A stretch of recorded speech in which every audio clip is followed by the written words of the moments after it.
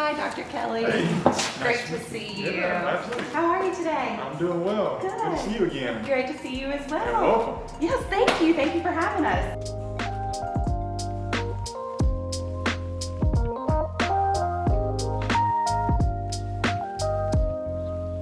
Dr. Kelley, thank you so much for having us here at Lurleen B. Wallace Community College, and congratulations on your new role. Thanks. Glad to have you guys here. You guys are always welcome. Absolutely, it's a treat, and we're in a great location today here in your HVAC lab.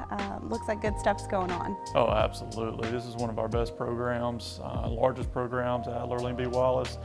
I think roughly 150 north of 150 students are in this program, and it's growing. We just opened up a program on our Greenville campus, and hopefully trying to expand that. But our students in our industrial maintenance program, they're top of the line, some of our best students, and we're glad to have this program within our college. Tell us a little bit about you and how you came to be in your new role as the president here at LBW. Absolutely. Well, my background's in workforce development. Prior to this role, I served as the Regional Director of Workforce for the Alabama Community College System. And then prior to that, I served as the Director of Workforce Development for the K-12 system in Montgomery. I got into workforce development, I guess, backwards. I was a principal at Charles Henderson High School when we were doing some career readiness activities, career readiness programs, and I kind of fell into some workforce development when we partnered with Lockheed Martin and had a couple of students that got into that a program, got into some job opportunities with Lockheed, and it kind of went from there, and it was just a good fit and good partnership, and I was blessed to have the opportunity to move into workforce development. That's great, and you mentioned actually a member of Manufacture Alabama's that you worked with through that program with Lockheed Martin. We're really proud to have seen the way that you guys made that work. How does that inform the way that you approach your role as the president here at LBW? Yeah, so when I started in workforce development, I realized quickly that it's got to be a backwards approach to things. You have to be industry-led. The industry has to be the customer and not necessarily the student. And a lot of people think that the student's always the customer, but in education, we're putting out a product to the customer, in which the customer is the industry. And the way I view it is, in order to do that, we have to listen to the customer. We have to listen to industry and what they need with the type of student they need, the type of individual, and the type of skills that they need coming out from our institute. How do you currently engage with the manufacturing sector in your role now? We have advisory committees with all our CTE programs. We have a Dean of Workforce that is in charge of apprenticeships, adult education environment, which is key to putting out students, because we have our typical students, our traditional students, as well as our non-traditional students, and they all of that has to intertwine to put out the best product, which is the best individual with the skills that our industry within our location and our region need.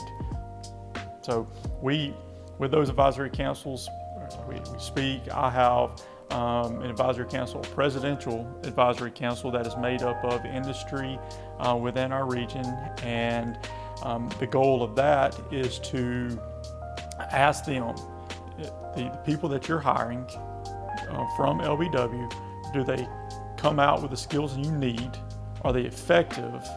And what do we need to work on from an institute to give you a better product? It sounds like you engage with your business and industry partners at multiple levels, from your office and then within your individual programs. Is that right? Absolutely. So I'm really big on partnerships, and any type of initiative that we start, whether it's in the academic world, whether it's in workforce, CTE, what have you, from an LBW perspective, we're always going to have industry involved. We're going to have the K-12 system involved.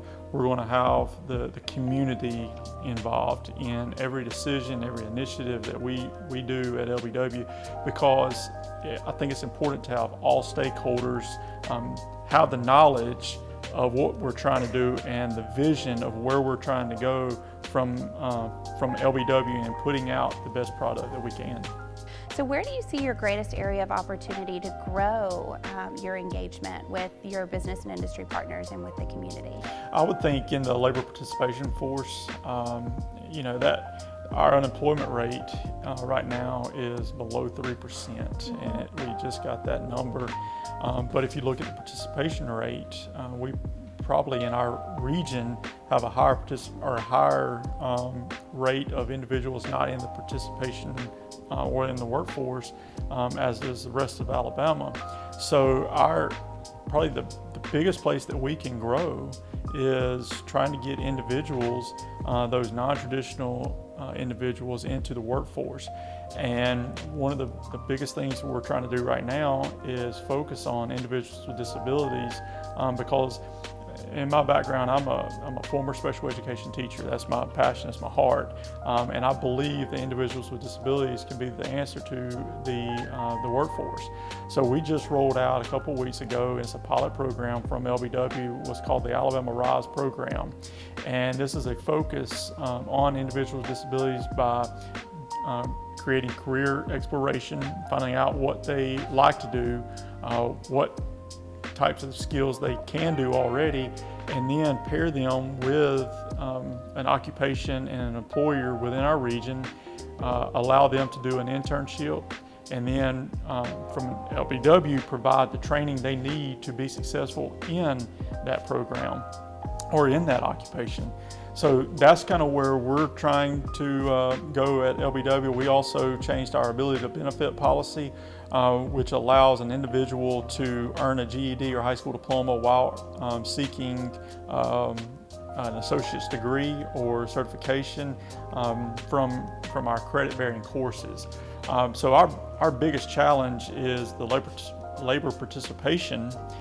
So we're looking at different avenues and trying to recruit in different avenues to get more people that are not involved in the workforce to be involved in the workforce.